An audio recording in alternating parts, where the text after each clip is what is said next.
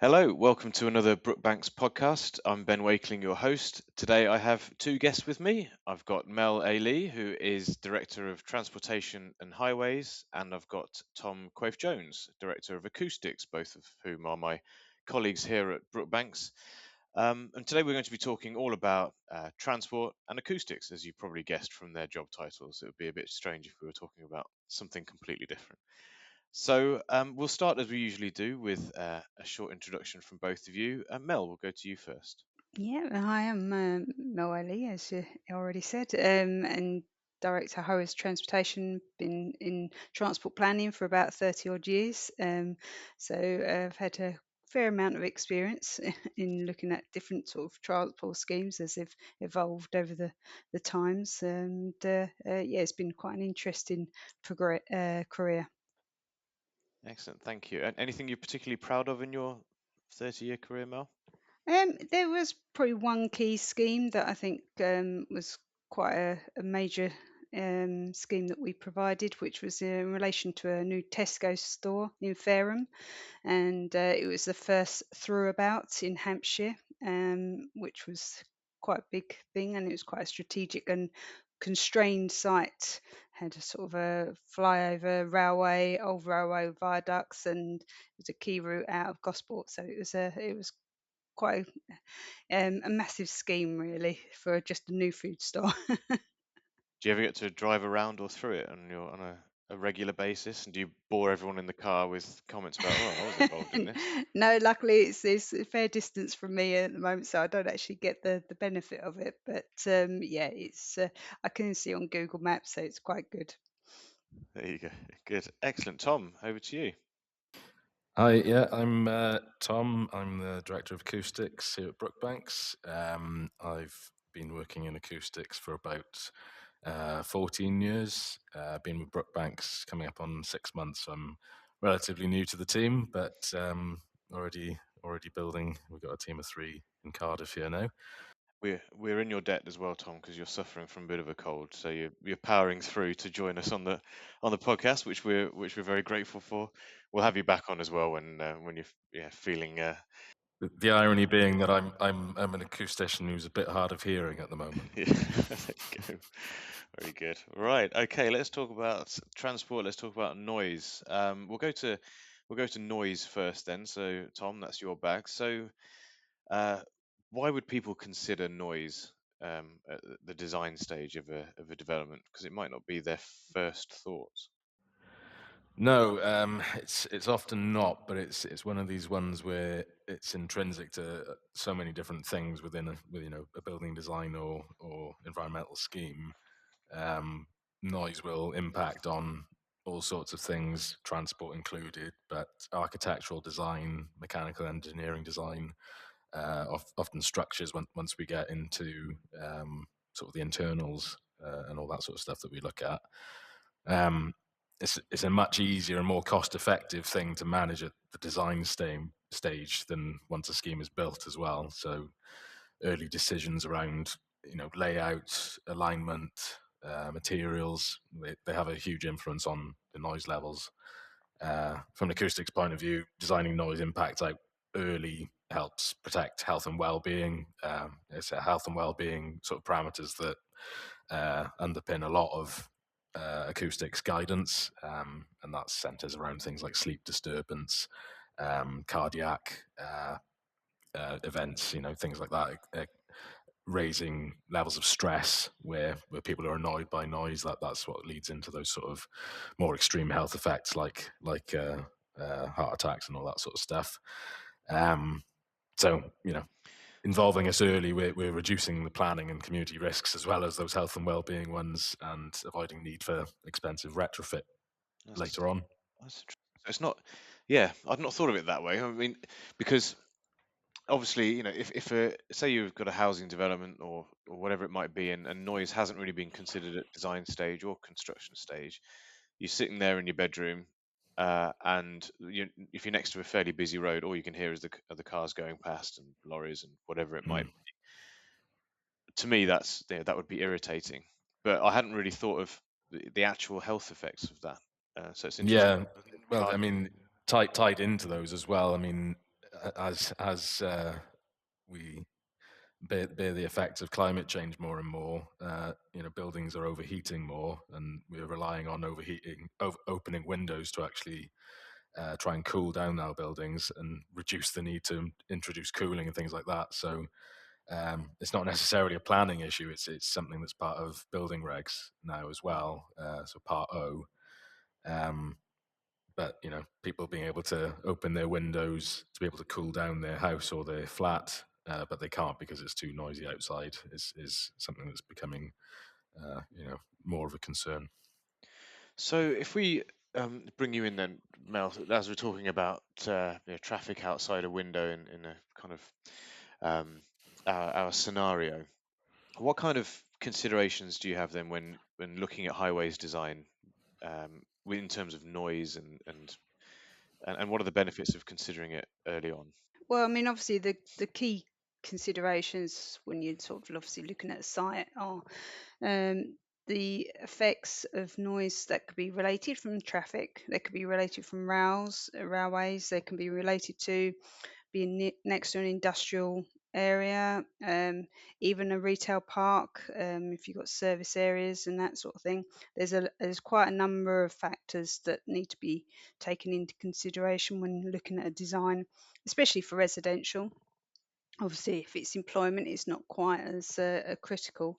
But yeah, I mean, even if you've got a site that's next to a car park, just the fact of people shutting, opening, and closing doors can be an irritating factor.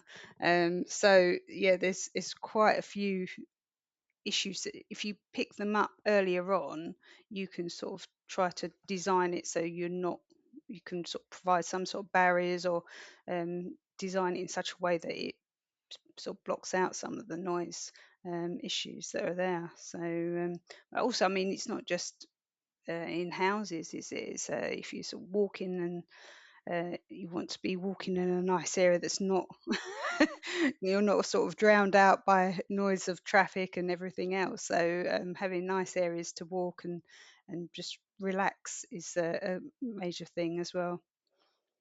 So if before we go on to the benefits of early design then, how difficult would it be if noise hadn't been considered at the design stage to then retrospectively go back in and try and construct something that would help noise mitigation? Presumably, you're talking about huge retrofitting of windows in buildings, for example, or building large noise bunds in in restricted areas. Yeah, I mean, you're going to struggle, with the access, the timing of the works, and uh, what you how you deal with that and the residents, and if people are already living in spaces, or if it's not resi, if it's a school or a hospital that's already in use, how do you actually deal with the downtime while you sort those things out as well? Yeah, it can be incredibly disruptive if it's not caught early on. Yeah, I mean, we've had plenty of schemes where they've sort of put noise, well, they know sort of they need a noise bund or some sort of fence, but of course, a bund takes up a lot of land and it affects sort of the land, the housing plots that you can have. So it could effectively, reduce the number of houses that you can physically get on a site Mm. if you don't sort of take that in consideration earlier on. And there are different ways. You've got bunds, you've got fences, and like Tom's saying, you can change windows and all other sort of things that can take into consideration. But if you can sort of think of that earlier on, you can sort of build the bunds, for example, in with the landscape features, Mm. and you can sort of design your layout more effectively. It's effectively trying to get sort of passive means into the scheme rather than reactive ones. Yes, yeah, So from the acoustics point of view, it's the orientation of the buildings themselves. Putting your gable ends that don't have the windows facing the roads, or um, working on the internal layout so you've got less sensitive spaces like kitchens and bathrooms on the more uh, exposed facades. Then. So it goes to that, yeah, that's a really good point because it's good design is not necessarily just about identifying early that you need a noise bund because you're next to a motorway, for example. And we've all driven down motorways and we've seen those huge noise bunds with the big acoustic fences on the top, and the acoustic fencing is more often than not just covered in graffiti. And you think, I understand why it's there. It doesn't look very nice. Um, but really, really, really good design is it takes into account those little factors like you were just saying, Tom. So it's almost um, not obvious to the person who's living in the house or who's walking down that path. They might recognize that there's a bund there and understand what it's for, but good design means that people don't notice noise without it being obvious that there's design mitigations in place, like you said. So kitchens and bathrooms, gables pointed towards the area of noise. It's interesting that it goes to that level of detail. Um, so is that really what it boils down to, the noise mitigation on site? Are we just looking at bunds and fencing and orientation, or is there anything else that needs to be taken into account? Well, you ideally want to be dealing with any noise issue at source as much as you can. So, you know, if we take the example of a road, busy A road or something like that, there are things that you can do with the road itself to actually reduce noise levels, and that will include things like reducing the speed on it, um, maybe limiting HGV traffic on it, because that can obviously, depending on the percentage of HGV you've got versus the overall flow, you might end up pushing the noise levels up, understandably, because you've got the low rumble of trucks and all that sort of stuff. But then even the surface of the road itself, you can have low noise road surfaces, um, which obviously help quite a bit. But then you're introducing a different set of concerns around cost and maintenance in the long term. Yeah, and the other thing is obviously, if you've got a sort of a local road, if you put sort of traffic calming in, which obviously has helped to reduce the speeds of vehicles, that also helps. Especially, you obviously won't be able to put it on motorways or A roads necessarily, but you can put it on local roads. And when you design the internal road layout, is the idea is not to have straight roads. Best to have them sort of designed so they actually encourage lower speeds, and again that will help reduce the noise of traffic that goes through the And that's areas. purely because people aren't racing down that straight road. Yeah, yeah. I mean, where I live, the we live on a kind of spine road through a relatively new development. It's probably about 20 years old, and that spine road it's wavy, it's curved, and pretty annoying to drive down. Actually, I will be honest. When you My Yeah. main issue with it personally is that I can never remember how to get to my friends' houses when they live on those estates. Yeah. Um, I mean that all seems relatively straightforward when you're designing a new development. The traffic calming, as you say, you wouldn't want to put a speed bump on a motorway. That'd be the last thing you want. But is it easy to kind of, if you're building next to an existing A road or motorway, how easy is it to then enforce things like lower speeds or quieter surfacing, or is that just something that it'd be so difficult to change because you'd have to go through all the red tape and the local authorities and the highways and all that kind of thing? You're better off just at that point recognizing that there's not a lot you can do about that, and so it needs to be an on-site kind of mitigation. Yeah, well, that's probably where it happens more. The opportunity to do your low noise surfacing and things like that usually relate to new roads or new bypasses and things like that, where you're introducing the new source rather than reacting to the existing one. So yeah, beyond your uh, sort of primary barriers and bunds, you're then looking at the building envelope performance. So that'll be the cladding, your bricks or your cassettes, things like that, in combination with internal linings of plasterboard. Uh, one thing we haven't touched on is obviously aircraft noise. So that will affect roof construction as well. I've worked on a few schemes with thankfully not big ones near airports, major airports, but ones near airfields where it's kind of your hobby aircraft and occasional old Spitfires and bombers going over to, it's like how you mitigate those is can be interesting. But yeah, those then affecting building envelope in that way. Windows we've obviously touched on, and then it's ventilation. So you can um, have attenuated acoustic ventilation.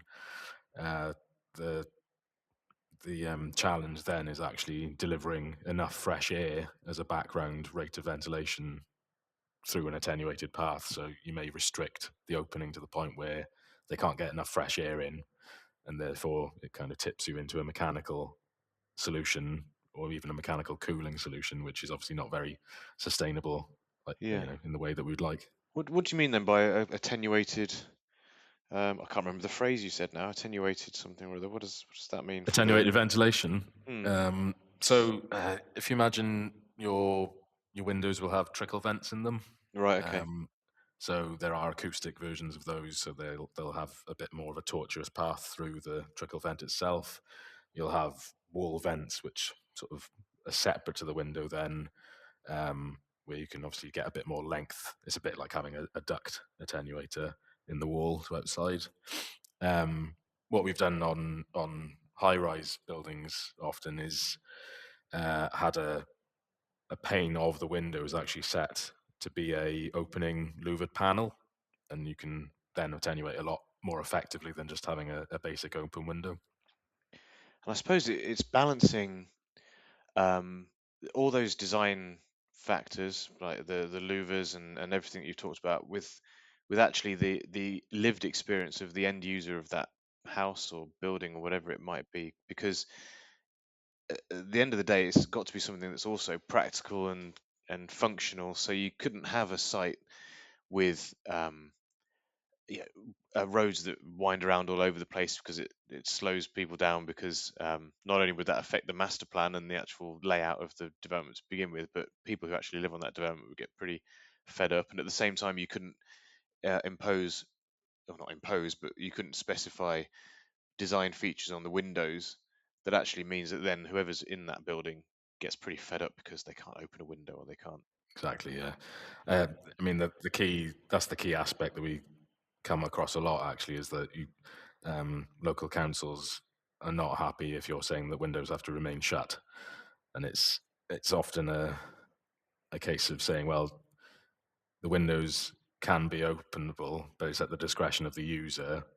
You have to be able to provide the baseline ventilation and the overheating scenario without having to rely on the opening windows. They can still use it for sort of purge ventilation if they've burnt their toast or something like that. But um, yeah, people still need the freedom to open their windows fundamentally as well. Exactly. Yeah. Okay. And then a final noise question for now, because these new questions keep popping into my head. What do you use to calculate noise? Is there a big database somewhere that says a truck emits this amount of decibels and a car emits this amount? Oh Or God, I mean, yeah, is there a database, Ben? I mean, every acoustician's got an never-ending list of data that they've accumulated from various places. Some of it comes from on-site measurement, so survey work that's carried out prior to any development. You might use a measured frequency spectrum from the road to actually kind of define uh, its character. Um, there are standardized kind of traffic spectrums that you can get from things like DMRB. Our in-house software that we use for modeling is SoundPlan, and that has a lot of data which is collated from not just the UK but across Europe and the rest of the world as well. So there's a hell of a lot of things you can pull on. Um, but yeah, it's yeah, it's usually trying to um, assign something that's relevant to the site as much as anything. So yeah, baseline survey data and then library data to support. Yeah, if you want to talk about trucks, I mean, there's all sorts of trucks you can have different noise levels for. I mean, what's the tonnage you're talking about? Yeah. I think 3-year-old me would probably want to talk trucks more than 41-year-old me. Um, and then turning back to transport, then Mel, are we seeing nowadays, for very obvious and understandable reasons, people are far more sustainability conscious. People are perhaps wanting to use transport less and use public transport more. Are you finding that that is bleeding through into site design? And are you finding that people are, when I say people, it's quite a broad term, but are there any obligations that that you should be restricting traffic on site, or restricting the number of cars that are on a given development, or encouraging people to use public transport? I only say that because there's a site, a project that we are working on where the it's an incredibly sustainable um, project, and the one of the desires is to basically just limit car use completely. Everyone just walks everywhere. Is that something you're finding across many projects yet? Yes. Yeah, no, definitely. I mean, obviously, that's one of the key aims of the government is to try and get more and more people walking and cycling. But obviously, since COVID, a lot more people are also working from home. So having a nice environment at home is obviously quite an important factor. But yeah, and also a lot of developments, obviously with the design of the walking and cycling routes, making them an attractive route for people to use. Not just a path. They normally need to be quite wide and nicely landscaped, and I say away, preferably from traffic, um, which makes it a much more sort of user friendly route that people are more likely to use. So yeah, it's very much focused on trying to get people out of their cars and to use other modes, whether it's public transport or just simply walking and Mm. cycling.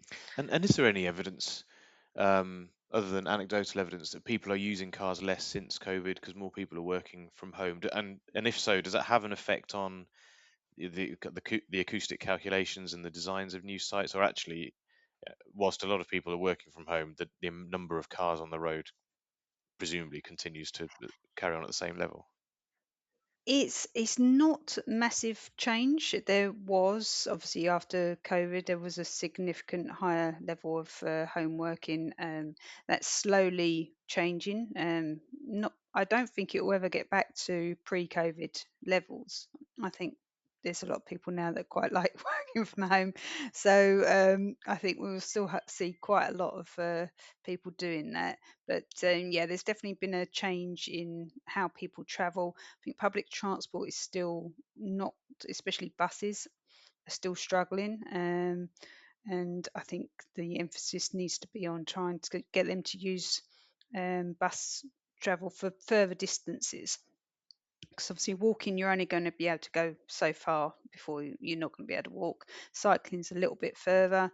And then obviously, going beyond sort of areas is public transport. But I think that's probably an area that needs to be focused on, probably a little bit more, other than city centres and that, where obviously public transport's quite easily accessible. But more rural you get, it's not quite so I easy. suppose that's one reason why so many, especially really big schemes, um, now have local centres, shops, schools on site, because it Yeah. just means that people aren't getting in their cars and driving around. Yeah, it's the key aim is to sort of reduce short trips so that people sort of will walk and cycle down to their local shop or to the schools, etc., without having to get in their car. So yeah. I mean, interesting point with the schools, for example. You often have travel plans associated with the planning and design of those, which incorporating cycle parking and the safe routes to school as well, isn't it? Yes, yeah, and all sort of travel packages. It's definitely a more of a focused aim of transport these days. Excellent. So that's yeah, that's where we're at the moment. Then, what about the future? Yeah, are there any innovative products being introduced into the market to manage noise mitigation? Uh, Well, one thing I would say is obviously there's more electric mhm. vehicles, which obviously are quieter than the old diesel and petrol, I presume, Tom. They're quieter in the sort of more immediate local sense, where vehicle idling or revving hard, immediately next to a road or something like that, on a local road, you would Mm. get the benefit there. But what actually drives a lot of the noise levels that we're dealing with next to major roads are is tire noise. So it at above certain speeds, it doesn't actually make a difference how the vehicle is powered. It's actually the tire noise which is um, causing the issue. And there's a lot of research that goes into that within the acoustics world about low noise tires. You probably see it when you at Quick Fit or Mm. other brands are available. You'll have a fuel efficiency rating and then a wet weather grip, but often there's this third parameter that'll tell you, a dB level associated with that tire as well. Um, and more often, I think the correlation is that if you've got one that's better with gripping in the wet, it's a bit noisier. Might be that way around. Can't remember. Well, no, I was just going to say, obviously, I think electric cars are heavier as well, aren't they? Of So course, maybe yeah, that yeah. makes So you might actually exacerbate the tire noise problem.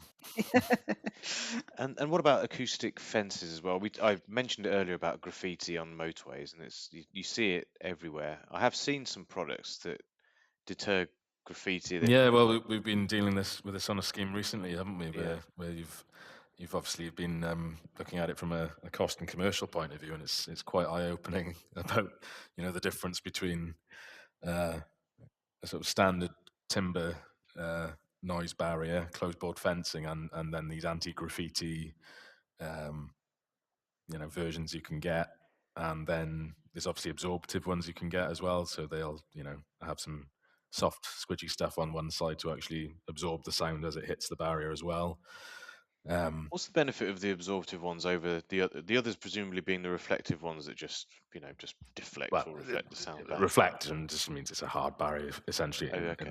those circumstances. I mean, there'll be nuances between different materials depending on what their individual absorption coefficients are. That's measured on a scale between 0 and 1. I'm going to get too technical now, aren't I, immediately?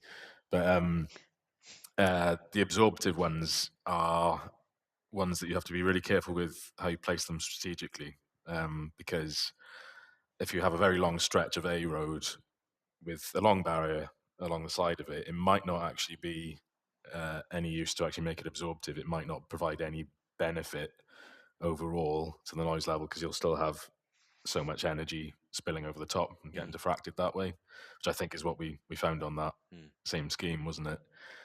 Um, but yeah, I mean, you can, I suppose, coming back to your question around sort of innovative products and things like that, I think there are a lot more choices out there in terms of what your barriers can look like now. They can incorporate landscaping elements, but also sort of ecological benefits as well. So they'll have ones which will promote sort of bird nesting and uh, you know I think they've got ones which are sort of badger nests and all this sort of stuff. And Mm. obviously that you obviously be careful about which side you're letting the badgers be, roadside or protected side. But yeah, Yes.